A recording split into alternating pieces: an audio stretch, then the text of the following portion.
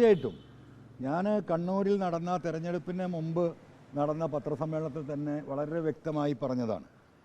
കേരളത്തിൽ ബഹുമാനപ്പെട്ട പ്രതിപക്ഷ നേതാവ് 100 സീറ്റ് വാങ്ങി അധികാരത്തിൽ UDF 26-ൽ വരുമെന്ന് പറഞ്ഞപ്പം 100 സീറ്റിലധികം സീറ്റുകൾ കിട്ടുന്ന രാഷ്ട്രീയ സാഹചര്യം കേരളത്തിലുണ്ട്. കേരളത്തിലെ ജനങ്ങളോടൊപ്പം സഞ്ചരിക്കുന്ന, ഗ്രാമങ്ങളിലൂടെ സഞ്ചരിക്കുന്ന, പാവപ്പെട്ടവരോടൊപ്പം പ്രവർത്തിക്കുന്ന ആളുകൾക്കത് മനസ്സിലാകും.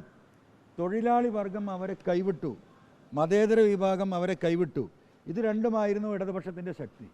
ആ രണ്ട് ശക്തിയുടെയും കടക്കൽ കത്തിവെക്കുന്ന നിലപാടുകളാണ് പിണറായി വിജയൻ സ്വീകരിച്ചു വന്നത്. അത് തന്നെയാണ് ഈ തെരഞ്ഞെടുപ്പിൽ പ്രതിഫലിച്ചത്. ഇതിലേറെ വലിയ റിസൾട്ട് വരാനിരിക്കുന്ന തെരഞ്ഞെടുപ്പിൽ ഉണ്ടാകും.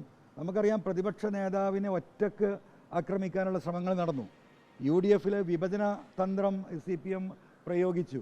എന്തെല്ലാം തന്ത്രങ്ങൾ പ്രയോഗിച്ചിട്ടും കേരളത്തിലെ ജനങ്ങളത് തിരിച്ചറിയുകയാണ്. ടീം UDF, അതാണ് പ്രതിപക്ഷ നേതാവ് ആവർത്തിച്ച് പറഞ്ഞുകൊണ്ടിരുന്നത്.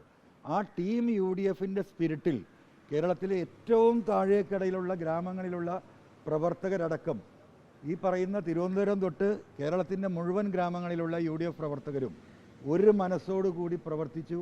അതിന് നേതൃത്വം നൽകാൻ UDFന് ശക്തമായ നേതൃത്വം നൽകാൻ UDF ലീഡർഷിപ്പിന് സാധിച്ചു.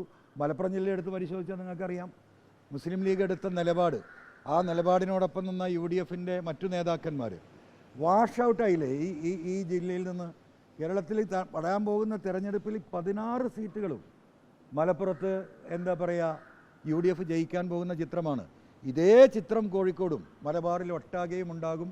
അതുപോലെ തന്നെ തിരുവിതാംകൂറിലും നമുക്ക് ഈ ചിത്രം കാണാൻ സാധിക്കും. തൃണമൂലിൻ്റെ സ്ഥാനാർത്ഥികൾ എവിടെയും മത്സരിച്ചിട്ടില്ല.